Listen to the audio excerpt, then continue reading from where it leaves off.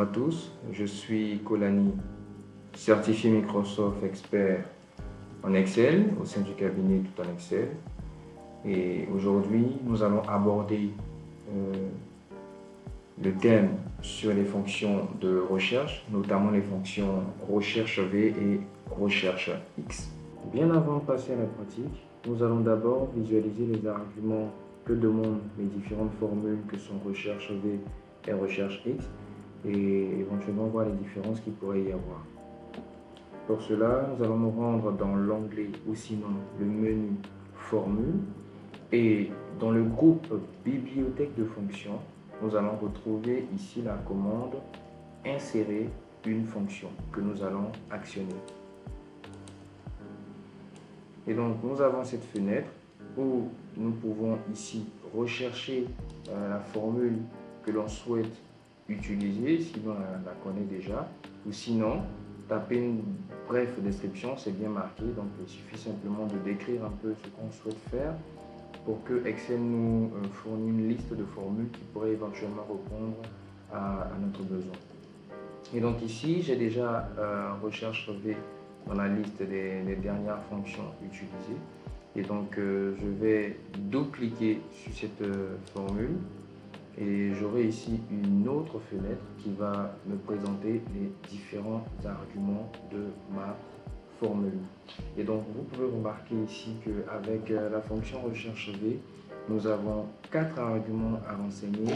Et donc, la valeur cherchée dans un premier temps, la table matrix, le noIndexCall et la valeur proche. C'est quoi la valeur cherchée? Donc ici c'est bien expliqué que la valeur cherchée est la valeur à trouver dans la première colonne du tableau et peut-être une valeur, une référence ou une chaîne textuelle. Alors je vais essayer d'être un peu plus simple dans l'explication. En gros, la valeur cherchée, c'est l'information que vous avez de base. Pour pouvoir utiliser une fonction de recherche, il faudrait, à partir d'une information initiale, récupérer une autre information dont on a besoin.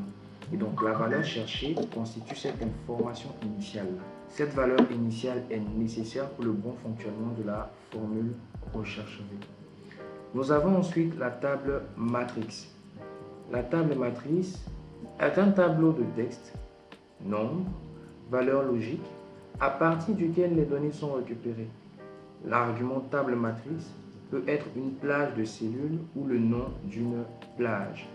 Alors, je vais encore essayer d'être un peu plus clair. En gros, la table matrice, c'est la plage de recherche. Donc, la plage de recherche et de résultats. Il faudrait que dans cette plage, on puisse à la fois retrouver la colonne de recherche, c'est-à-dire la colonne dans laquelle Excel pourrait retrouver la valeur cherchée, donc plus haut, et la colonne où se trouve la valeur qu'on souhaite récupérer. Et donc c'est une plage définie qui va contenir en fait ces deux informations. L'information de recherche et l'information qu'on souhaite récupérer. NoIndexCall, le troisième argument, est le numéro de la colonne de l'argument table matrice dont la valeur correspondante est renvoyée. La première colonne de valeur dans le tableau est la colonne 1.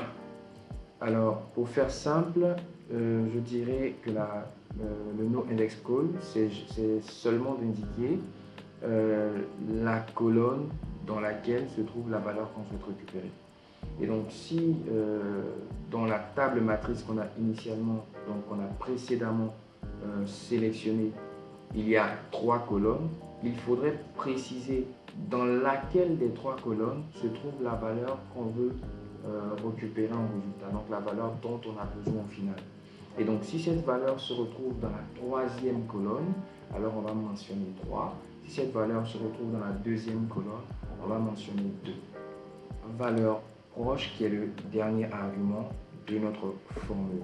Je précise que cet argument est facultatif. Pourquoi? Parce que remarquez que les 3 premiers arguments sont en gras alors que le dernier argument ici il est plutôt fin. qu'on le renseigne ou pas, la formule ramènera quand même un résultat. Donc on verra quand même un résultat. La valeur proche est une valeur logique. Pour trouver la valeur la plus proche de la première colonne, triée par ordre croissant, alors on utilise vrai ou omis. Pour trouver la correspondance exacte, on utilise faux. Alors, je vais simplifier l'explication. En gros, la valeur proche, c'est un peu indiqué, précisé à Excel au travers de la formule. Si l'on souhaite récupérer la correspondance exacte ou la correspondance approximative. Et donc, si je souhaite récupérer la correspondance exacte par rapport à ma valeur cherchée, donc selon ma valeur cherchée, je vais alors prendre ou sinon marquer faux. Et si je souhaite avoir la correspondance approximative par rapport à ma valeur cherchée, je vais utiliser le vrai. En ce qui concerne la fonction recherche x, nous avons 5 arguments au lieu de 4 comparé à la fonction recherche v. Et vous pouvez constater que le premier argument est le même. Il s'agit ici de la valeur cherchée. Et donc la valeur cherchée ici reste l'information qu'on a initialement. Donc cette information-là qui va nous permettre de récupérer une autre information qu'on n'a pas et dont on a besoin. Le second argument ici, c'est le tableau recherche. Le tableau recherche, comme mentionné ici, représente le tableau ou la plage sur lequel effectuer la recherche. Pour faire simple, le tableau recherche, c'est la colonne où se trouve la valeur cherchée. Excel, au travers de la fonction recherche x, a tout d'abord besoin de trouver l'information que nous avons renseignée en valeur cherchée pour par la suite nous ramener la valeur dont on a besoin qui va se retrouver dans une colonne que nous allons spécifier.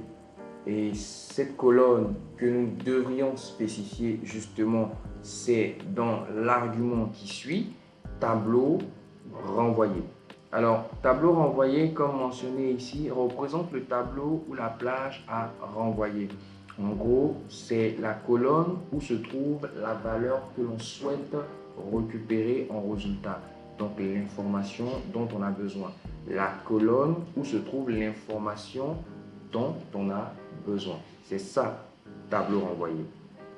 Et comme on peut le voir ici, pour les deux arguments qui suivent, on a sinon trouvé qui est facultatif. Pourquoi? Parce que ce n'est pas en gras.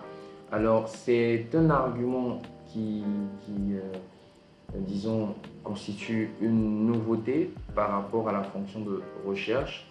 Et donc, c'est un argument qui va ici nous permettre de prévoir ou sinon de prévenir les erreurs, parce que lorsque, au travers des fonctions de recherche, Excel ne retrouve pas la correspondance à notre valeur cherchée, la formule nous ramène une erreur. Et donc, avec cet argument, on peut éviter d'avoir une erreur et au lieu de ce message d'erreur, on pourrait éventuellement afficher quelque chose d'autre de beaucoup plus intéressant, disons. Nous avons également le mode de correspondance qui équivaut à la valeur proche dans la fonction recherche V que nous avons vu plus tôt. Alors c'est pareil, c'est juste définir si l'on souhaite récupérer la correspondance exacte ou autre. Nous avons un dernier argument que je n'ai pas mentionné qui est le mode de recherche. Alors le mode de recherche est également facultatif et ici si l'on regarde, on nous dit clairement que le mode de recherche spécifie le mode de recherche à utiliser. Par défaut, une recherche du premier au dernier est utilisée. En gros, c'est de juste définir l'ordre de recherche et donc rechercher depuis la première ligne jusqu'à la dernière ligne ou commencer par rechercher depuis la dernière ligne jusqu'à la première ligne. Nous allons maintenant passer à la pratique. Nous avons ici 3 tableaux que nous allons essayer de traiter. Donc, comme on peut le voir, il y a dans chaque tableau des informations que nous avons de base, donc initialement. Et à partir de ces informations, on va récupérer d'autres informations dont on a besoin. Donc, les informations dont on a besoin. Nous allons commencer par le tableau de droite. Et donc ici, comme on peut le voir, l'information que nous avons initialement, c'est la référence. Nous en avons plusieurs, 6 références. Et pour chaque référence, on souhaiterait récupérer l'article qui correspond. Et donc, on va utiliser premièrement la fonction recherche V. Donc, recherche V pour recherche verticale. Nous allons maintenant renseigner les différents arguments que la fonction demande. Alors, la valeur cherchée, comme on l'avait dit, c'était la valeur que nous avons initialement, donc l'information qu'on a déjà. Alors, cette information, dans notre cas ici, c'est KLX que nous allons sélectionner. Et ensuite, nous passons à l'argument suivant en mettant point virgule. La table matrix, donc la plage où se trouve à la fois la colonne de recherche, donc la colonne où Excel pourrait éventuellement trouver notre valeur cherchée, et la colonne où se trouve la valeur dont on a besoin. Alors, la plage que nous allons sélectionner doit contenir ces deux informations. C'est vraiment important.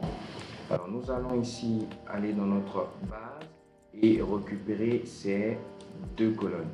Alors, nous avons ici notre colonne référence et ici la colonne où se trouve l'information qu'on souhaite récupérer. Et donc là, comme on peut le voir, les deux colonnes sont côte à côte, ce qui nous facilite la tâche. Et sachez qu'il pourrait y avoir ici 2, 3 ou plusieurs colonnes qui séparent les deux informations de base. Ce n'est pas un problème. Il faudrait juste s'assurer que dans notre plage, il y ait aux deux extrémités, idéalement, la colonne de recherche et la colonne résultat. Donc la colonne contenant la valeur qu'on souhaite récupérer en résultat. Dans notre cas, c'est seulement les deux colonnes que nous allons sélectionner. Et on va prendre le soin de verrouiller ces deux plages. Pourquoi? Parce que l'on va effectuer une incrémentation et donc il ne faudrait pas que la plage qu'on a sélectionnée change lors de notre incrémentation. Il faudrait qu'on garde la même plage pour toutes nos références. Voilà. Et donc on applique ici les dollars pour garder, disons, en valeur absolue notre table matrix. Nous passons à l'argument suivant qui est noIndexCall. Et donc on avait expliqué plus tôt qu'est-ce que c'était. C'était juste de spécifier dans laquelle des colonnes, parmi toutes les colonnes que nous avons sélectionnées en table matrice, dans laquelle des colonnes se trouve la valeur que nous voulons récupérer en résultat, donc la valeur dont nous avons besoin. Et donc là, vu que nous avons sélectionné que deux colonnes et que c'est dans la deuxième colonne qu'il y a l'information dont on a besoin, nous allons mentionner ici dans l'argument noIndexCall 2. L'argument qui suit et donc qui est facultatif, donc comme vous pouvez le voir ici, l'argument est bel et bien entre crochets, donc valeur proche entre crochets, ce qui veut dire que c'est facultatif. Nous allons ici récupérer la correspondance exacte. On avait dit un peu plus tôt, donc on avait expliqué un peu plus tôt. Vrai, c'est la correspondance approximative et faux, c'est la correspondance exacte. Nous voulons récupérer dans notre cas ici la correspondance exacte, alors nous allons faire le second choix qui est faux. Nous allons faire 2 fois clic gauche sur faux. On ferme ensuite la parenthèse et on fait entrée. Ce qui nous ramène ici un résultat. Donc comme on peut le voir pour KLX, on a l'article tournevis. Si je viens vérifier par moi-même, je remarque effectivement que pour KLX, j'ai bel et bien la désignation tournevis.